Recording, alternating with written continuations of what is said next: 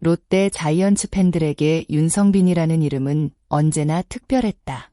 그의 이름 뒤에는 늘 160km 강속구라는 수식어가 따라다녔다. 한국 야구에서 쉽게 찾아보기 힘든 폭발적인 구위를 가진 투수였고, 타자가 알고 있어도 쉽게 치기 어려운 공을 던질 수 있는 재능을 가진 선수였다. 빠른 공 하나만으로도 경기의 흐름을 바꿀 수 있는 투수. 그것이 윤성빈에게 붙었던 기대였다. 하지만 시간이 지나면서 윤성빈에게 가장 큰 숙제는 구속이 아니었다. 문제는 자신의 강력한 무기를 경기 안에서 얼마나 안정적으로 활용할 수 있느냐였다. 아무리 빠른 공을 던져도 스트라이크 존을 벗어나면 타자와 제대로 싸울 수 없다. 강속구 투수들에게 흔히 찾아오는 고민처럼 윤성빈 역시 제구와 경기 운영이라는 벽을 넘어야 했다. 그런 가운데 2일 기아 타이거즈와 퓨처스리그 경기에서 보여준 윤성빈의 모습은 이전과 조금 달랐다. 최고 구속은 152km. 과거 160km에 가까운 공을 던졌던 윤성빈이라는 이름을 생각하면 팬들에게는 다소 아쉽게 느껴질 수 있는 숫자였다. 하지만 이날 가장 중요한 것은 속도가 아니었다. 바로 어떻게 던졌는가였다. 윤성빈은 단 1이닝 동안 상대 타선을 완벽하게 제압하며 최근 등판 중 가장 긍정적인 모습을 보여줬다. 삼진 하나를 기록했고 실책으로 주자가 나간 상황에서도 흔들리지 않았다. 예전처럼 빠른 공이 통하지 않는 순간 급격하게 무너지는 모습이 아니었다. 오히려 침착하게 다음 승부를 준비했고 병살타를 이끌어내며 스스로 위기를 정리했다. 이 장면은 단순한 무실점 기록 이상의 의미를 남겼다. 윤성빈의 이날 투구에서 가장 눈에 띈 부분은 바로 공격적인 승부였다. 그는 총 12개의 공 중 10개를 패스트볼로 선택했다. 무려 83%가 직구였다.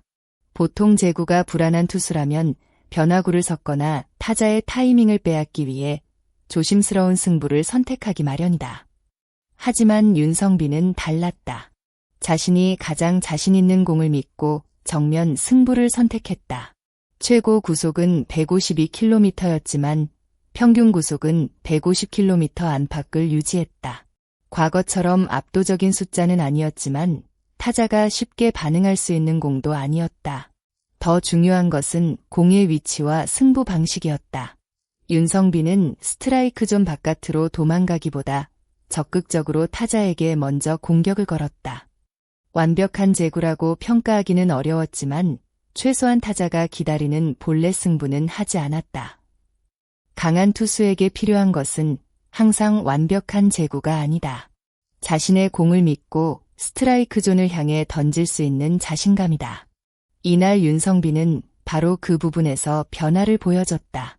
과거에는 빠른 공을 던지는 투수였다면 이날은 빠른 공으로 승부하는 투수에 가까웠다.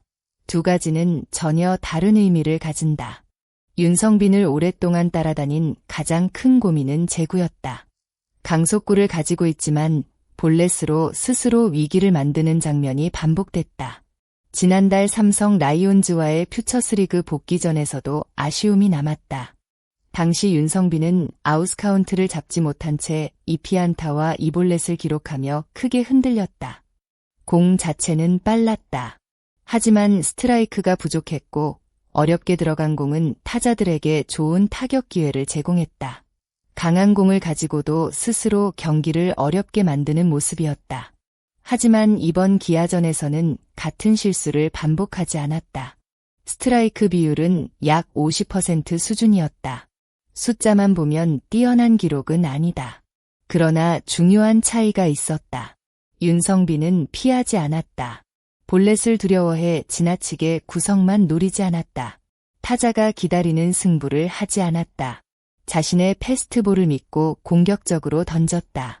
때로는 투수에게 완벽한 제구보다 더 중요한 것이 있다. 바로 내 공으로 승부할 수 있다는 확신이다. 윤성빈은 이날 그 확신을 조금씩 되찾는 모습을 보여줬다. 이날 윤성빈의 투구에서 또 하나 주목할 부분은 변화구였다. 그는 최고 138km까지 나온 포크볼을 2차례 구사했다. 결과만 보면 성공적인 공은 아니었다. 모두 스트라이크를 잡지 못하고 볼이 됐다. 하지만 의미는 분명했다. 윤성빈은 그동안 강력한 직구 하나에 의존한다는 평가를 받았다. 물론 150km가 넘는 빠른 공은 엄청난 무기지만 긴 시즌을 치르기 위해서는 상대 타자의 예측을 흔들 수 있는 추가 무기가 필요하다. 포크볼을 실전에서 던졌다는 것은 앞으로의 가능성을 보여주는 장면이었다. 당장 완벽하게 사용할 수 없더라도 타자가 변화구를 의식하는 순간 직구의 위력은 더욱 커진다. 투수가 가진 무기는 단순히 구속과 구종의 숫자가 아니다. 타자가 어떤 공이 올지 고민하게 만드는 것이 진짜 무기다. 윤성빈이 앞으로 포크볼까지 안정적으로 활용할 수 있다면 그의 투구 스타일은 더욱 다양해질 가능성이 있다. 롯데가 이날 가장 긍정적으로 바라봤을 부분도 바로 여기에 있다. 많은 팬들은 여전히 윤성빈에게 160km 강속구를 기대한다. 그만큼 그의 재능이 특별했기 때문이다. 하지만 지금 윤성빈에게 가장 필요한 것은 과거의 숫자를 되찾는 것이 아니다. 최고 구속 160km보다 중요한 것은 꾸준히 스트라이크 존을 공략할 수 있는 150km 직구다. 강한 공을 던지는 것과 강한 투수가 되는 것은 다르다. 진짜 좋은 투수는 빠른 공으로 삼진만 잡는 선수가 아니다. 위기 상황에서 흔들리지 않고 필요한 순간 아웃카운트를 만들어내는 선수다. 이날 윤성빈은 그 가능성을 보여줬다. 첫 타자를 삼진으로 처리했고 실책으로 주자가 출루했지만 당황하지 않았다. 그리고 병살타를 만들어내며 12개의 공으로 이닝을 마무리했다. 과거였다면 흔들릴 수 있었던 상황이었다. 하지만 이날 그는 조금 더 침착했고 조금 더 경기하는 투수의 모습을 보여줬다. 물론 아직 갈 길은 남아있다.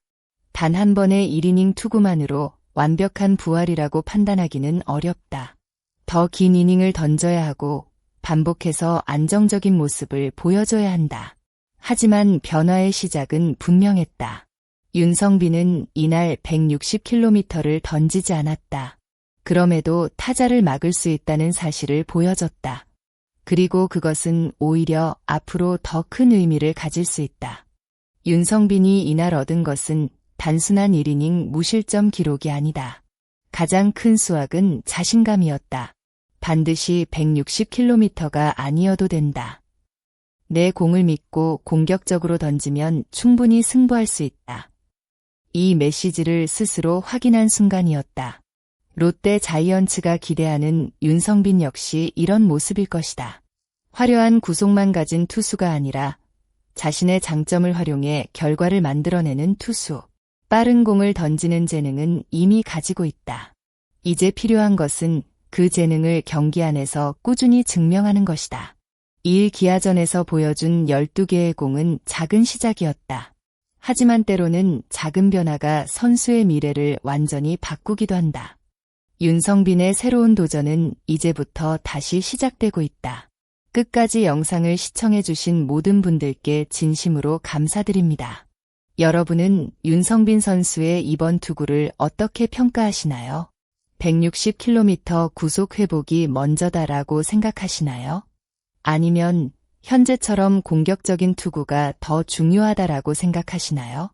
여러분의 생각을 댓글로 남겨주세요. 여러분의 의견이 다음 콘텐츠를 만드는데 큰 힘이 됩니다. 앞으로도 롯데 자이언츠와 KBO 리그의 흥미로운 이야기, 선수들의 숨은 변화와 분석을 빠르게 전달해 드리겠습니다. 영상이 재미있으셨다면 구독과 좋아요 부탁드립니다. 감사합니다.